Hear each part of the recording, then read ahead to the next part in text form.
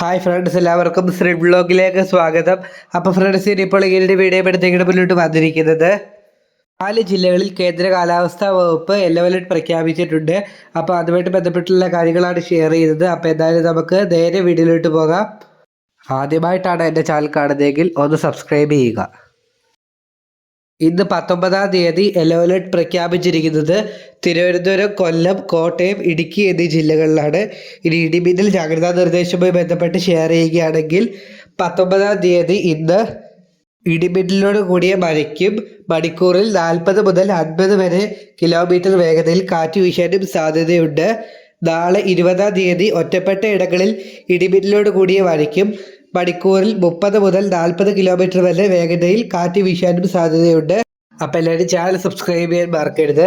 അപ്പോൾ എല്ലാവിധ മഴയുമായി ബന്ധപ്പെട്ട വാർത്തകളും അവധി വാർത്തകളും ആദ്യം ലഭിക്കുവാൻ എൻ്റെ ചാനൽ സബ്സ്ക്രൈബ് ചെയ്യുന്നതിനോടൊപ്പം നോട്ടിഫിക്കേഷൻ ബെല്ലൈക്കണിലെ ഓൾ ഓപ്ഷൻ എനേബിൾ ചെയ്യാൻ മറക്കരുത്. അപ്പോൾ എല്ലാവർക്കും നന്ദി. അപ്പോൾ എന്തായാലും അടുത്തൊരു വീഡിയോയിൽ കാണാം.